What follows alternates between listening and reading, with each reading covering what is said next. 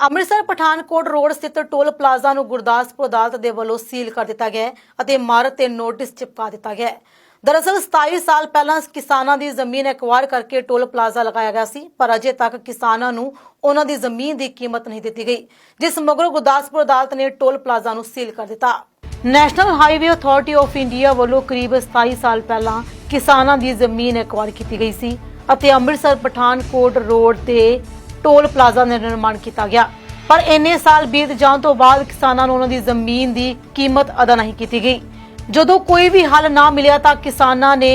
ਅਦਾਲਤ ਦਾ ਦਰਵਾਜ਼ਾ ਖੜਕਾਇਆ ਤੇ ਹੁਣ ਅਦਾਲਤ ਦੇ ਵੱਲੋਂ ਟੋਲ ਪਲਾਜ਼ਾ ਦੀ ਇਮਾਰਤ ਤੇ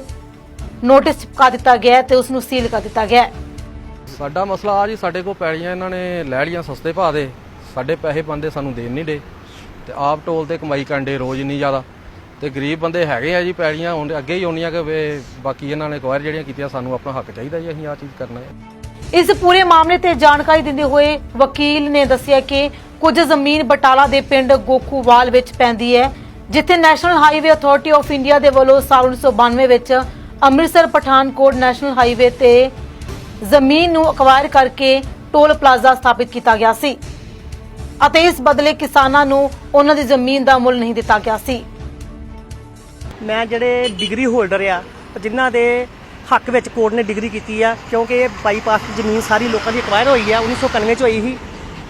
कोर्ट ने आर्डर किया कि इन्हें ब्याज समेत इन्होंने पैसे दिते जाण, पर इन्होंने बावजूद रिक्वेस्ट करने के बावजूद भी इन्हें अज तक पैसे जमा नहीं कराए। फिर एडिशनल सेशन जज साहब ने मेरे को लिस्ट ऑफ प्रॉपर्टी मंगी है, मैं लिस्ट ऑफ प्रॉपर्टी कोर्ट में फाइल कर दी है और अज उन्होंने वारंट ऑफ अटैचमेंट करके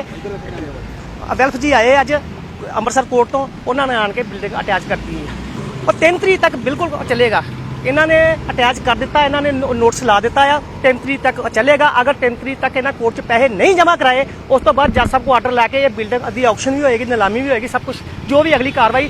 सेशन जज साहब जो भी कहेंगे वो मुताबिक अगली कार्रवाई होएगी। मैं सिविल कोर्ट अमृतसर ਉਹਦੇ ਵਿੱਚ ਬਤੌਰ ਡਿਊਟੀ ਕਰਦਾ। ਮੇਰੇ ਕੋਲ ਇੱਕ ਸ਼੍ਰੀ ਅਵਤਾਰ ਸਿੰਘ ਬਾਰਦਾ ਜੀ ਐਡੀਸ਼ਨਲ ਸੈਸ਼ਨ ਜੱਜ ਸਾਹਿਬ ਗੁਰਦਾਸਪੁਰ, ਉਹਨਾਂ ਦੀ ਕੋਰਟ ਦੀ ਅਟੈਚਮੈਂਟ ਆਈ ਸੀ ਜਿਹੜੀ ਕਿ ਮੇਰੇ ਨਾਮ ਮਾਰਕ ਹੋਈ ਆ ਤੇ ਮੈਂ ਇਹਨਾਂ ਦੇ ਨਾਲ ਮੌਕੇ ਤੇ ਲਿਸਟ ਪ੍ਰਾਪਰਟੀ ਮੁਤਾਬਕ ਜਿਹਦੇ ਵਿੱਚ ਕਿ ਟੂਲ ਪਲਾਜ਼ੇ ਦੀ ਬਿਲਡਿੰਗ ਡੇਲੀ ਦੀ ਇਨਕਮ ਉਹਨੂੰ ਅਟੈਚ ਕਰਨ ਵਾਸਤੇ ਹੈਗੀ ਸੀ, ਜੋ ਕਿ ਮੈਂ ਮੌਕੇ ਤੇ ਆਇਆ ਵਾਂ। ਮੌਕੇ ਤੇ ਟੂਲ ਪਲਾਜ਼ਾ ਬਿਲਡਿੰਗ ਦੇ ਜਿਹੜੇ ਮੈਨੇਜਰ ਆ ਸੁਮਿਤੀ ਜੀ ਉਹ ਮਿਲੇ ਆ, ਉਹਨਾਂ ਨੂੰ ਮੈਂ ਵਾਰੰਟ ਦੀ ਅਟੈਚਮੈਂਟ ਦੀ ਫੋਟੋ ਪੜ੍ਹ ਕੇ ਸੁਣਾਇਆ, ਨਾਲੇ ਇਹਨਾਂ ਦਾ ਵਿਖਾਇਆ ਵਾ। ਇਹਦੇ ਅਗੇਂਸਟ ਉਹਨਾਂ ਕੋਲ ਸਟੇ ਆਰਡਰ ਬਾਰੇ ਪੁੱਛਿਆ ਗਿਆ ਕਿ ਉੱਚੀ ਅਦਾਲਤ ਦੇ ਸਟੇ ਬਾਰੇ, ਉਹਨਾਂ ਕਿਹਾ ਸਾਨੂੰ ਇਹਦੇ ਅਗੇਂਸਟ ਸਾਡੇ ਕੋਲ ਉੱਚੀ ਅਦਾਲਤ ਦਾ ਸਟੇ ਆਰਡਰ ਨਹੀਂ ਹੈਗਾ। ਹੁਕਮ ਅਦਾਲਤ ਵਾਰੰਟ ਦੀ ਕਾਰਵਾਈ ਕੀਤੀ ਗਈ, ਵਾਰੰਟ ਦੀ ਫੋਟੋਕਾਪੀ,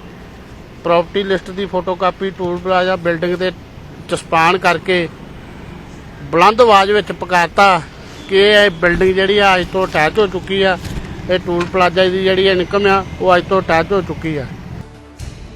ਗੁਰਦਾਸਪੁਰ ਤੋਂ ਪਪਾਲ ਸਿੰਘ ਦੀ ਰਿਪੋਰਟ, ਹਮਦਰ ਟੀਵੀ।